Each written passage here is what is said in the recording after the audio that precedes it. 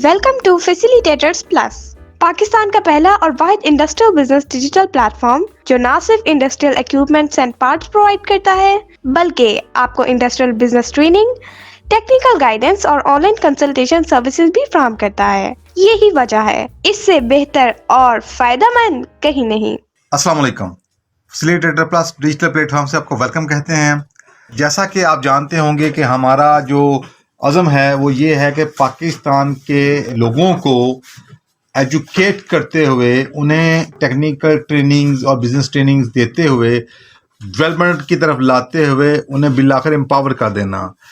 यूँ कह सकते हैं एक आम इंसान को बेहतर इंसान बनाना, फाइनेंशियल पॉइंट ऑफ व्यू से, कैरियर पॉइंट ऑफ व्यू से, और इसी तरह जो ऑलरेडी बेहतर हैं उनको नेक्स्ट लेवल पे लेके जाना। ऑब्जेक्टिव हमारा ये है कि एक आम टेक्नीशियन, एक आम पर्सन, और स्पेशली वो लोग जो इंडस्ट्री से रेलिवेंट हैं, इंडस्ट्री से रिलेटेड हैं, उनको इलेक्ट्रिकल की बेसिक नॉलेज देना और इसी तरह इलेक्ट्रॉनिक्स की देना, फिर ऑटोमेशन की देना और इवेंचुअली इंस्ट्रूमेंटेशन की देते हुए उन्हें स्टेज के ऊपर लेके चले जाना कि वो अपना अच्छा रोज़गार बाइज्जत तौर पे कमा सकें और दूसरों के लिए भी मछली राह बन सकें।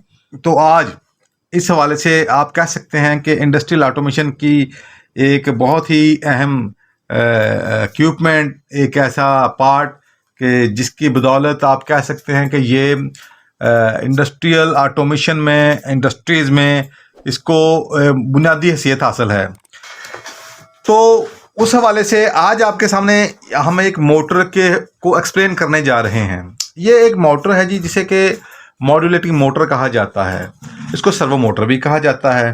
तो ये जैसा कि आपको नज़र आ रहा होगा, ये हनीवेल कंपनी की है। आपको ये हनीवेल लिखा नज़र आ रहा होगा। ओके, तो ये मोटर बेसिकली आप ये कह सकते हैं कि अब ये कंपनी के पॉइंट ऑफ व्यू से तो ऑब्सोलीट हो चुकी है। यानी हनीवेल कंपनी अब ये मॉडल नहीं मैन्युफैक्चर कर रही, नहीं बना रही। लेकिन हम चूँकि पाकिस्तान से बिलोंग करते हैं, तो पाकिस्तान की इंडस्ट्री में ये मॉड्यूलेटिंग मोटर्स अभी भी काफ़ी इस्तेमाल में हैं। तो गो के इससे आगे वाले मॉडल आ चुके हैं, जैसा कि जो उनमें मशहूर 3 और कामयाब 3 मॉडल है वो है M9484। तो हनीवेल ही का वो मॉडल है जो कि साइज़ में भी कम्पैक्ट है और इफेक्टिव भी है, पावरफुल भी है। लेकिन बार क्या, चूँकि ये भी इंडस्ट्री में काफ़ी जगह यूज़ हो रहा है, तो हम ये चाहते हैं कि लोगों को इसकी भी अवेयरनेस आए, ये कैसे ऑपरेट होती है, कैसे काम करती है और कैसे इससे मुस्तफ़ीद हुआ जा सकता है, इवन के कैसे इसे बेहतर तौर पे हम आगे यूटिलाइज़ कर सकते हैं। ओके, अच्छा ऐसा है कि अब मैं ये इसके स्क्रूज ऑलरेडी मैं खोल चुका हुआ हूँ ताकि वीडियो ज़्यादा लंबी ना हो। लेकिन बाहर क्या है, अब मैं इसका ये टॉप कवर है, मैं इसको उठाता हूँ। ये देखें, मैंने इसको ऊपर से इनके दिखा दिया, आपको शो ऑफ कर दिया। इसका यह है टॉप व्यू। टॉप व्यू में जैसा कि आपको ये सबसे पहले इसका मॉडल नज़र आ रहा होगा हनीवेल का, इसको आप नेट के ऊपर सर्च भी कर सकते हैं, M941C 1014। और आगे आपको नज़र आ रहा होगा ये 90 डिग्री 30 सेकंड में करती है और 160 डिग्री 1 मिनट के अंदर करती है। यानी कि इससे आप 90 डिग्री के ऊपर भी काम ले सकते हैं और आप 160 डिग्री पे भी काम ले सकते हैं। पाकिस्तान के अंदर जबकि अभी गैस फ्यूल नहीं आया था, गैस एज एन फ्यूल नहीं आई थी, तो उस वक्त हर जगह कह लें कि ऑयल यूटिलाइज होता था, diesel oil and furnace oil तो बहुत ज़्यादा यूटिलाइज होता था। उसके लिए क्या होता था कि जो इंडस्ट्रियल बॉयलर्स होते हैं उनमें आप कह लें कि जो बड़े बर्नर्स होते थे, उनमें आप कह सकते हैं कि हैमवर्दी वगैरह, साकी वगैरह, तो वो उनके अंदर जो मॉड्यूलेटिंग मोटर्स लगती थी वो यही होती थी। और वो ज़्यादातर आप कह सकते हैं कि 160 डिग्री यानी फुल मूवमेंट के ऊपर काम करती थी। उनके साथ जो लिंकेज वगैरह होती थी, लिंक्स वगैरह होती थी, वो जो कि आगे फ्यूल को भी कंट्रोल करती थी और एयर को भी कंट्रोल, टेम्पर्स को भी कंट्रोल करती थी। तो अब जैसे जैसे वक्त गुजरता गया, अब चूंकि बर्नर्स भी स्मार्ट होते चले जा रहे हैं, तो अब मोस्टली कह सकते हैं कि 0 से लेकर 90 डिग्री ही यूटिलाइज होते हैं। तो बार क्या, इसके अंदर दोनों ऑप्शंस हैं। चलें, अब मैं आपको थोड़ा सा गाइड करता हूँ। ये एक ऐसी मॉड्यूलेटिंग मोटर है कि जो कि बेल्सिंग रिले के थ्रू चलती है। बेल्सिंग रिले यानी कि इसको जब हम यानी कि यूटिलाइज करते हैं तो उसके लिए तरीकाकार क्या है, ये T1 T2 यहाँ पे हम 24 वोल्ट AC सप्लाई यहाँ पे हम देते हैं, यहाँ पे हम क्या देते हैं 24 वोल्ट AC सप्लाई। तो इसका मतलब ये हुआ कि हमें 220 वोल्ट आगे ट्रांसफार्मर को देने। तो जैसा कि आपके सामने ये ट्रांसफार्मर आपको नजर आ रहा होगा, इसको हम इनपुट में 220 वोल्ट देते हैं, जबकि आउटपुट में हमें 24 वोल्ट AC प्रोवाइड करता है। और ये 40 VA का यहाँ पे आपको नजर आ रहा होगा, इसका मॉडल ये भी हनीवेल ही का है। तो ये 40 VA ये आपको नजर आ रहा होगा। तो इसकी वो जो पावर वाटेज है, पावर इसकी जो है वो 40 VA है। तो ये एक मॉड्यूलेटिंग मोटर के लिए बड़ी आइडियल है, बहुत ज़्यादा सफिशिएंट है। तो जो ही हम ये सप्लाई इसको देते हैं तो होता क्या है, T1 T2 पे जब हम सप्लाई देते हैं तो ये मोटर एनर्जाइज हो जाती है, ये अपने फॉर्म में आ जाती है। तो आगे हमें क्या करना होता है, ये देखें R1 B1 W1। R1 के ऊपर हमें पोटेंशियोमीटर लगाना होता है 135 ओम का, जो कि हनीवेल की जितनी भी मोटर्स हैं उनके लिए स्टैंडर्ड होता है। वो हनीवेल कंपनी का अपना भी आता है और आप खुद भी कोई भी यूटिलाइज कर सकते हैं 135 ओम का। उसका जो सेंटर का पॉइंट है, वाइपर पॉइंट, वो हम लगाते हैं R1 के ऊपर, और उसकी एक साइड B1 के ऊपर, दूसरी साइड W1 के ऊपर। तो जो ही हम उसके जरिए उसको मूव करते हैं तो उस फीडबैक सिग्नल के थ्रू ये मॉड्यूलेटिंग मोटर, ये आपको अंदर नजर आ रहा होगा, ये मैकेनिकल की है बेसिकली। तो ये वाला ये पॉइंट लेफ्ट राइट होके फिर इसको यानी ये एक तरफ जाएगा तो मोटर को एक तरफ मूव कराएगा, जब दूसरी तरफ जाएगा तो मोटर को दूसरी तरफ मूव कराएगा।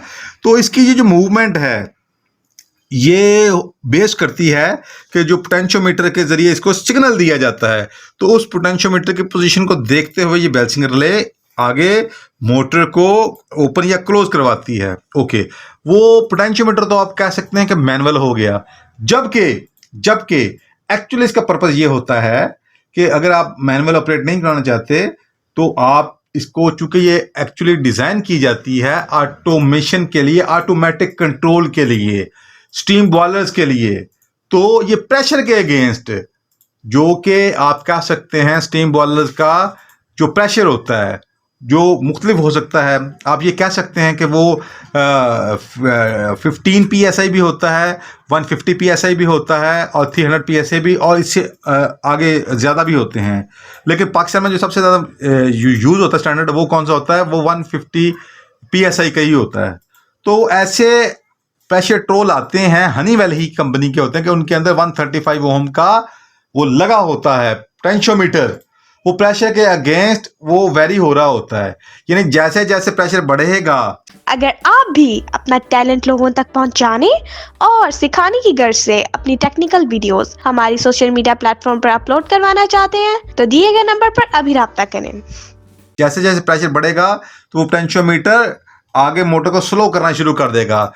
इन शॉर्ट वर्ड कि वो प्रेशर के अगेंस्ट मोटर को मूव कराते हुए जो अंदर फायरिंग है उसको बिल्कुल एक ऐसी पोजीशन के कंट्रोल करता है, वो प्रेशर ट्रोल, कि जिससे आगे जो हमें स्टीम प्रेशर मिलता है, स्टीम का प्रेशर जो बॉयलर प्रोड्यूस कर रहा है वो मिलता है, वो बिल्कुल बैलेंस्ड होता है, ताकि आगे वो जो भी प्रेशर एंड हीट आगे रिक्वायर्ड है उसके अंदर वेरिएशन ना आए और आगे जितनी भी प्रोसेसिंग है वो बिल्कुल आइडियलाइज हो और बेहतरीन प्रोडक्ट जो भी वो प्रोड्यूस हो सके। ओके, तो ये इसका पर्पस है जी। तो इसी तरह ये प्रेशर वाले भी आते हैं और हनीवेल के ऐसे भी आते हैं जो टेम्परेचर वाले होते हैं, यानी कि उसको जैसे जैसे टेम्परेचर मिलता है तो उसके अंदर वो पोटेंशियोमीटर मूव कर रहा होता है, वाइपर पोटेंशियोमीटर के ऊपर मूव कर रहा होता है, तो वो सिग्नल हम इसको देते हैं। तो कहना ये चाह रहा हूं कि पीछे से सिग्नल चाहे प्रेशर का हो चाहे वो टेम्परेचर का हो, वो हम यहाँ पे R1 के ऊपर वाइपर देते हैं, जबकि B1 और W1 के ऊपर उसके लेफ्ट राइट के जो भी होते हैं पॉइंट्स वो हम देते हैं। तो होता क्या है, उस सिग्नल के अगेंस्ट मोटर बिल्कुल आइडियलाइज तौर पे काम करती है। अच्छा, अब मैं इसको आपको हाँ, ये अगर हम इसको 160 पे डिग्री पे मूव कराना चाहते तो हम इसको इधर लगाएंगे, और अगर हम 90 पे कराना चाहते तो हम इसको इधर लगा देंगे। ये एक ऑप्शन दी है इन्होंने कंपनी ने। चलें, अब मैं आपको इसका फ्रंट व्यू दिखाता हूँ। ये फ्रंट व्यू आपके सामने है जी, ये आपको नजर आ रहा होगा। ये एक इन्होंने स्विच दे दिया है जी। ये बेसिकली आप कह सकते हैं कि मोटर की जो पोजीशन है ये उसका फीडबैक सिग्नल है कि मोटर इस वक्त किस पोजीशन पे आ चुकी है, पहुंच चुकी है। तो ये मैं आपको ये स्प्रिंग खोल के दिखाता हूं और इसके आगे ये वॉशर्स हैं जी, ये पहली और दूसरी दो इकट्ठी हैं जी, ये दो वॉशर्स हैं जी, ये हमने उतार दिया। इसी तरह हम अब ये केम है जी, इस केम को हम उतारते हैं तो आपको ये सामने से मज़ीद नज़र आएगी, आपको सामने से मज़ीद नज़र आएगी। ये देखें, इसके अंदर भी एक कह लें कि पोटेंशियोमीटर लगा हुआ है जो कि नॉर्मली 135 ओम ही का होता है। इसकी फीडबैक भी इस बैलेंसिंग रिले को जा रही होती है, ये बैलेंसिंग रिले आपको अंदर से नज़र आ रही होगी। और इसी तरह जो मैंने आपको पहले बताया है कि बाहर से हम पोटेंशियोमीटर बेशक वो मैनुअल हाथ वाला दे दें या कि प्रेशर ट्रोल के थ्रू इसको सिग्नल दे दें, तो दोनों सिग्नलों को देखते हुए ये पोजीशन को सेट करता है। तो बारकाब जी ये इसकी ये हालत है और थोड़ी सी इसकी ये रेजिस्टेंस डैमेज हो चुकी है, लेकिन बारकाब चूंकि ये एक ट्यूटोरियल वीडियो है, आपको जस्ट अंडरस्टैंड करवाना है, तो मैंने कहा मैं आपको थोड़ा सा इसके थ्रू गाइड कर दूँ। तो ये इसके अंदर जी वाइपर के ऊपर, ये नीडल वाइपर के ऊपर ऐसे मूव करती है, इस पोटेंशियोमीटर के ऊपर मूव करती है और इस पॉइंट को हम वाइपर पॉइंट कहते हैं।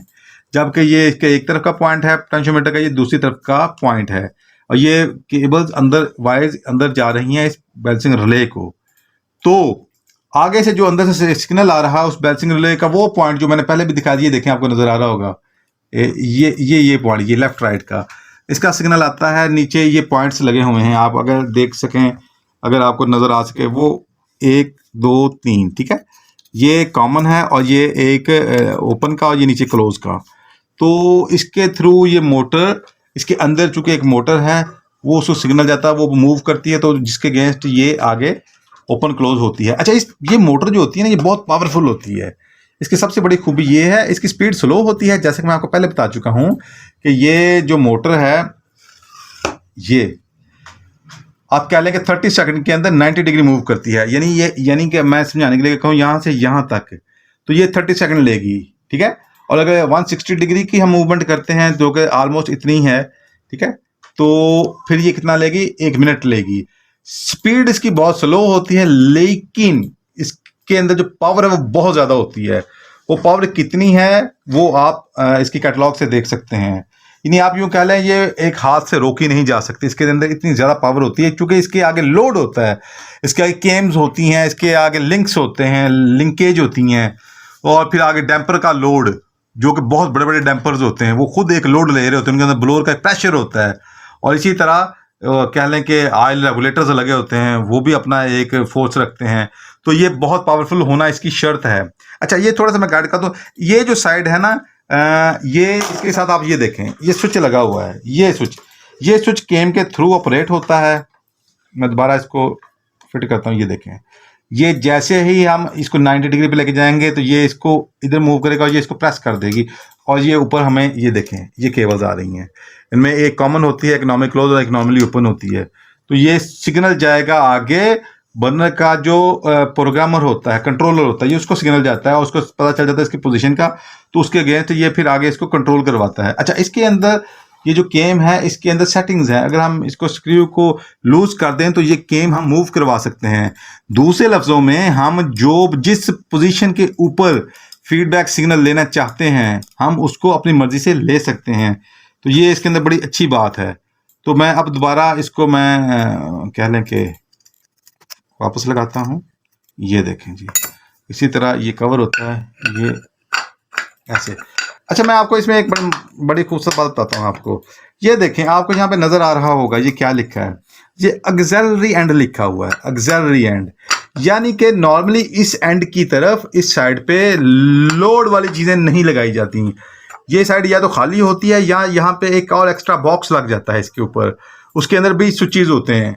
और इसी तरह इसकी जो दूसरी साइड है, ये देखें, मैं उसको आपको इसकी दूसरी साइड दिखाता हूँ, ये देखें, ये जब आप गौर करेंगे तो आपको क्या नजर आएगा, पावर एंड। ये देखें, इन्होंने खुद मेंशन कर दिया हुआ पावर एंड, यानी कि ये जो शाफ्ट है इसके ऊपर हम लिंक्स लगाते हैं।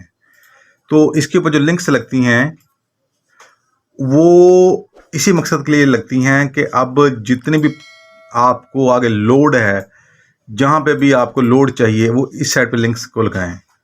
तो जैसा कि आपको मैंने बताया कि ये पावर एंड है, इस पे जितनी भी वो चीज़ें जिनको पावर रिक्वायर्ड होती है, लिंक्स वगैरह, डैम्पर्स, ऑयल के जो रेगुलेटर्स हैं, वो सारे इसके ऊपर अप्लाई किए जाते हैं। तो जनाब ये थी कह लें कि इसकी बेसिक अंडरस्टैंडिंग। तो नेक्स्ट हम किसी वीडियो में आपको इसको बाकायदा चलाकर दिखाएंगे, तो आपको फिर मज़ीद समझ आएगी कि ये कैसे काम करती है और इसके मज़ीद क्या क्या फ़ायदे हैं। तो उम्मीद करता हूँ कि आपको इस वीडियो से बहुत कुछ जानने का मौका मिला होगा, सीखने का मौका मिला होगा। तो इनसे रिलेटेड अगर कोई मज़ीद आपके क्वेश्चंस हों, कोई आप और मॉडरेटिंग मोटर के ऊपर आप कुछ इन्फॉर्मेशन चाहते हों, या कोई ट्यूटोरियल चाहते हों, या कोई एजुकेशनल वीडियो चाहते हों, तो आप हमें कमेंट्स में लिख सकते हैं। तो आज के लिए इतना ही। मज़ीद वीडियोस को देखने के लिए हमारे इस चैनल को सब्सक्राइब करें और हमारी इस वीडियो को लाइक करें, शेयर करें, ताकि और भी बहुत से लोगों का भला हो सके। जज़ाकल्लाह, अल्लाह हाफ़िज़। अल्हम्दुलिल्लाह, हम 25 साल से ज़ायद अरसा कामयाबी के साथ इंडस्ट्रियल ऑटोमेशन सर्विसेज और प्रोडक्ट्स पूरे पाकिस्तान में फ्राहम कर रहे हैं। हमारे साथ बहुत से इंडस्ट्रियलिस्ट्स और खुशमुतमईन कस्टमर्स मुंसलिक हैं। तो अगर आप भी 100% सेटिस्फैक्शन के साथ repairing solution, reliable and trustworthy support और ऑटोमेशन कंसल्टेंसी चाहते हैं, तो दिए गए नंबर पर अभी राब्ता करें।